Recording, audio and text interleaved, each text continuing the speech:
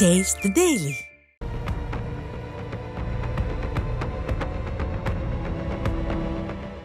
கடந்த தேர்தலில் திமுக அளித்த வாக்குறுதி எண் 23.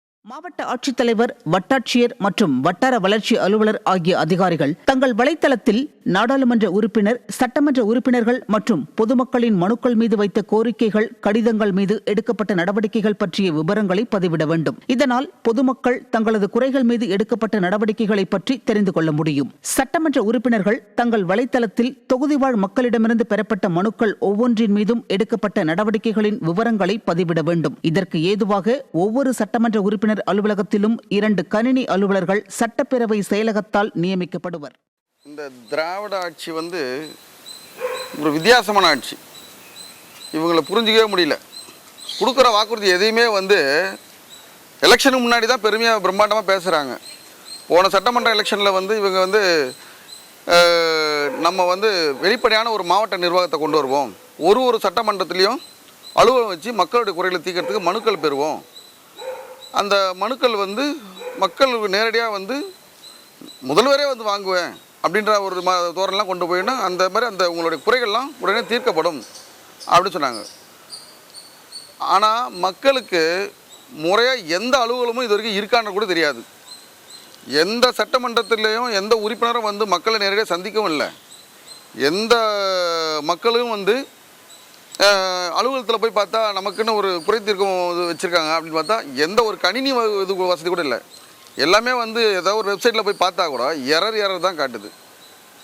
மாவட்ட வாரியாக சென்று மனுக்களை பெறுவாங்கன்னு பார்த்தா அந்த மனுக்களும் யாரும் எந்த ஒரு அதிகாரியும் வாங்கலை, எந்த ஒரு சட்டமன்ற உறுப்பினரும் வாங்கலை. முதல்ல ரோட் ஷோ பண்ணுறேன்னு சொல்லிவிட்டு உங்களுடைய ஸ்டாலின் ஒரு இது அவர் ஒரு மனுக்களை வாங்கினார். அதை வாங்கி உங்களுக்கே தெரியும், மக்களுக்கான தெரியும், உங்களுக்கே தொலைக்காட்சியெலாம் வந்திருக்கும், எல்லாம் குப்பை தொட்டியில் தான் இருந்து ஒரு நியூஸ் வந்தது. இதுதான் ஒரு கேவலமான ஒரு திராவிட அரசு மாடல். இது ஆக்சுவலாக இவங்களுடைய இந்த 200 ரூபா இந்த ஊபிஎஸ் இருக்காங்க பார்த்தீங்களா, இவங்க எங்கே போனாலும் லஞ்சம் எல்லாம் இவங்க வாங்குறது மட்டும் இல்லாமல் இந்த சட்டமன்ற அலுவலகத்தில் உள்ளவங்களும் லஞ்சம் வாங்குறாங்க. அதிகாரிகளும் லஞ்சம் வாங்க வச்சுட்டாங்க. நல்ல அதிகாரிகளை கூட கெடுத்து வச்சுருக்காங்க. லஞ்சம் வாங்காத அதிகாரி கூட இந்த திராவிட அரசில் லஞ்சம் வாங்கிட்டு வேலை செய்கிறாங்க. ஒரு தாசில்தார் அலுவலகத்தில் போனால் கூட ஒரு ஜாதி சர்டிஃபிகேட் வாங்கினாலும் ஒரு லஞ்சம். சாதாரணமாக லஞ்சம் போகாத இடமே கிடையாது. ஏதாவது லஞ்சம் நேரடியாக வரக்கூடாது, ஜன்னல் வழியெல்லாம் தூக்கி எறிகிறாங்க. லஞ்சம் ஜன்னல் மூலிமா லஞ்சம் ட்ராவல் ஆகுது, நேரடியாக கூட லஞ்சம் வரதில்லை. சிலதெல்லாம் உள்ளாட்சி அரசு பிரதிநிதிகள்லாம் இருக்காங்க, அவங்க கூட மக்களை நிறைய சந்திக்கிறது இல்லை. பாவம், முதல்வர்கிட்ட கொடுத்த மனுவே இந்த லட்சத்தில் இருக்குன்னா ஒரு அதிகாரிகிட்ட கொடுத்த அதிகாரிகிட்ட கொடுக்குற மனுக்கெல்லாம் எங்கே போயிருக்கோம்? முதல்வர்கிட்ட கொடுத்த மனுவிலே எல்லாமே குப்பைக்கு போகும்போது அதிகாரிகிட்ட வாங்கினது மட்டும் சரியாக வச்சுருப்பாங்களா?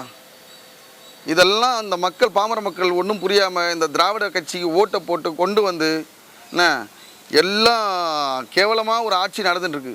எப்போ இந்த ஆட்சியில் விடியல் வரனாங்களோ இது விடியாது. இது பேருக்கு தான் சூரியன் அப்படின்னு அப்படிலாம் ஒரு பிரம்மாண்டம், வெளிச்சம் வந்துடும், விடியல் வந்துடும். இது சூரியனே கிடையாது. இது அமாவாசை, இருட்டு. இந்த ஆட்சியே இருட்டு ஆட்சி, மக்களுக்கான ஆட்சியே கிடையாது. பாமர மக்கள் இதுக்கப்புறமாவது தயவு செஞ்சு இந்த திராவிட ஆட்சி வராமல் வர சட்டமன்ற தேர்தலில் நல்ல ஒரு ஆட்சியை கொண்டு வரத்துக்கு வழிவகுக்கணும். புரியுதுங்களா? மக்களான தாழ்மையாக வேண்டது என்னன்னா, இதில் நொந்து நூடல் ஆன மக்கள் யாருன்னா நடுத்தர மக்கள் தான். எல்லா அரசு அவங்களுடைய குடும்ப ஆட்சி தான் நடக்குதுங்க. புரியுதுங்களா? ஸோ மக்கள் தான் இந்த வாட்டி இந்த குடும்ப அரசியல் வராமல் இருக்க வழிவகுக்கணும்.